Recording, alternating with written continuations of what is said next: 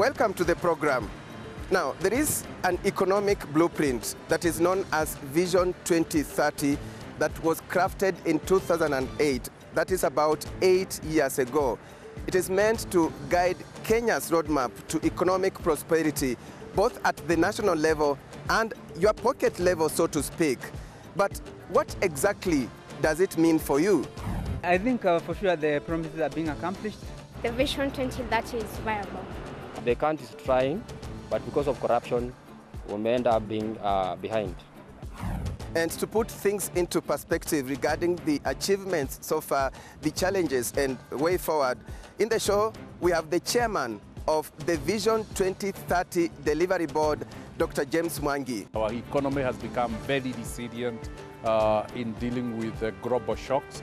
Also in the show, State House Deputy Chief of Staff, Nzioka Waita. We have developed a policy framework that will enable private sector players to come in and do the heavy lifting. Plus, the analytical beat, standby for economic analyst Owino Kwame. I mean, if you look at 400-500 billion unaccounted for every year, you actually come to think that, look, this is not it's worse than a basic kiosk. But first, here is our fact sheet on Vision 2030.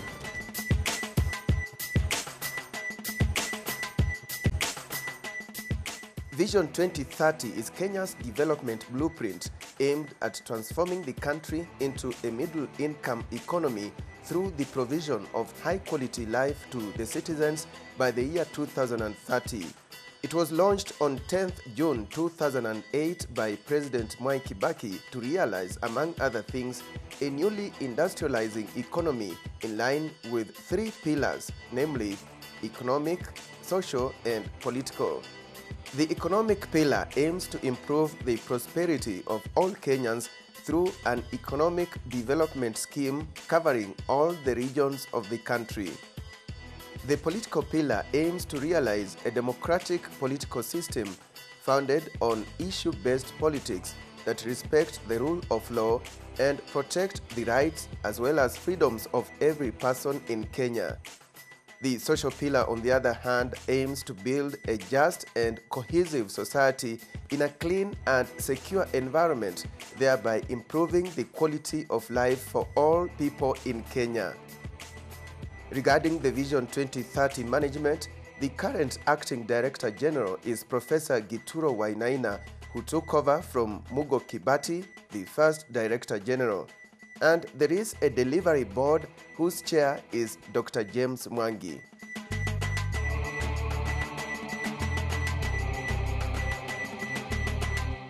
There you are, and if you've just joined us, you've not missed much. We are discussing Vision 2030.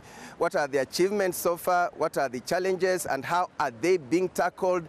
Is it an ideology that is elitist or it's something Kenyans can relate with? So we went out to the streets to find out the common man's view. Take a look. There have been too many scandals. You find just one scandal is going with like too much. And local mwananchi is not even getting a penny. As far as the roads are concerned, it's working well because I live along Outer Ring Road, so I can see the progress there. Challenges zile ziko upande wa insecurity inaleta utata.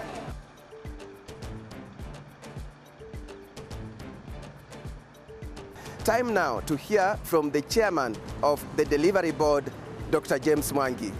I think the area that we have performed best is in economy. And if you look at the trajectory of the growth of our economy, it has been pulled from 2%, and we are now at 6%. Our economy has become very resilient in dealing with the global shock. But it is best appreciated when you look at relativity with other countries. So you look right now, Sub-Saharan Africa is growing at 3%, we're growing at 6%.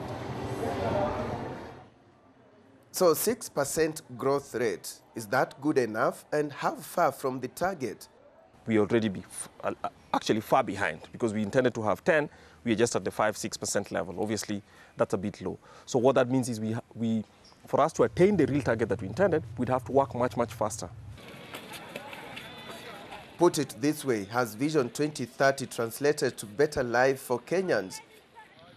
If we look at GDP per capita, we have moved from $400 to $1,300 GDP per capita in the country. And that shows almost we are headed 3 times in terms of average income for the Kenyan household. Distribution can be debated, but we are seeing the middle income class in the country significantly growing. And even the low income, it is not absolute poverty. We are the lower middle income country, which is a country that has an income per capita, or rather an average income per person of $1,000. So we reached that about 2 years ago. So for that reason, we are the lower middle income. We achieved lower middle income status. Real middle incomes, which is basically considered real middle income, is about $5,000, $6,000 per year. And that is what we are chasing. So when we get there to about 4,000, 5,000, we'll say, yes, we are proper middle income. To enhance economic growth, one of the key tools is infrastructure. Impressive investment has been on the road infrastructure. Irrespective of where one is, you can see and feel the massive investment. We have doubled our kilometers of roads over the last 10 years from what we had built in 50 years since independence. Vision 2030 sets out the long-term blueprint, but there are mid-term aspirations that are built in, which are tied to the political calendar. The Jubilee administration's manifesto was aligned to those aspirations. We sought to find out what has been achieved so far.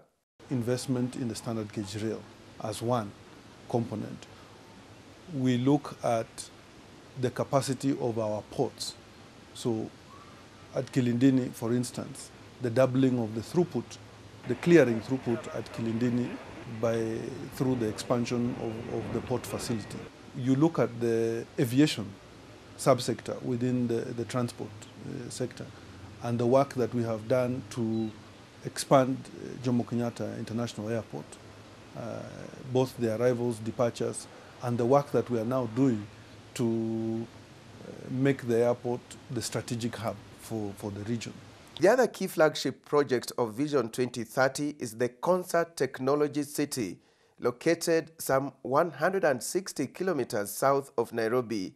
It is designed to be a sustainable green city with smart technology, create 17,000 jobs, and act as a catalyst to propel Kenya into a middle-income nation. But the project has faced many challenges. Konza will not be developed by government exchequer cash necessarily. You know, some of the MOUs we've signed, like with the government of South Korea, very recently, to allow them to build a research university facility within Konza is something we are working with. The team at Konza Technopolis Development Authority are looking at doing more roadshows to bring in private sector investors interested in domiciling their facilities within Konza. The history of California and other parts of the world show that you do not deliberately construct them. You can't tell firms that come and construct this here to create a technology city. That these things tend to come organically, where organically means that it creates itself by virtue of the fact that firms that are dealing with each other tend to come next to each other, and often they're closer to universities that exist, not that are created purposely. Amid the milestones in the mega projects, the government has flagged out bureaucracy and overpricing of land when it comes to compensation of those being moved out of the project sites as one of the obstacles to development. Complexity around resettlement and compensation for large-scale national infrastructure projects, be it the railway, be it the ports, be it large energy projects. The compensation component and the resettlement action plans that need to be agreed are becoming increasingly complex to negotiate, largely on account of costs, very inflated costs in the land compensation metrics, and two, the complexity in stakeholder engagement, where the national government operates to achieve a national project, but of necessity must work very closely with devolved entities. But according to Kwame Owino, the challenge is within the government itself. Many of the individuals who have fantastic compensation, who expect fantastic compensation from government, are themselves either government officers related to government or worked in government and actually transacted on these lands. So for any government official to say that, well, it's not our fault, it's just the private Kenyan, is just to be completely dishonest. I think we need to be honest with ourselves. No Kenyan of ordinary means owns 2,000 acres and expect government to compensate them 1.2 billion. I mean, you just look at where the money is going to and the people who are actually on those lists, and you know that part of it is influence that already exists in government, and they have used information coming from government. So I think that is no defense. That is no defense. Yes, that is no defense. That is no defense. It's not acceptable. That's not right. Still on the economic pillar, the role of agriculture is paramount. The key strategic areas include fertilizer cost reduction, branding Kenya farm produce, establishment of livestock disease-free zones and processing facilities, and development of irrigation schemes. The Vision 2030 really stressed using agriculture as a springboard into middle income status. As we see right now, what that would have meant was that agriculture would become a springboard for agro-processing, and obviously for the purposes of export and value addition, that still remains, in my view, a very solid, a very good goal that we should actually chase. I don't think we are doing enough for it. The Galana Kulalu Food Security Project is part of that vision, but analysts say one of the challenges that ought to be addressed is poor post-harvest management. Basically, it tells you that, yes, in addition to just expanding acreage, we'll need other services that go with the massive food production, which is the storage, the processing, the packaging, and all that which is required.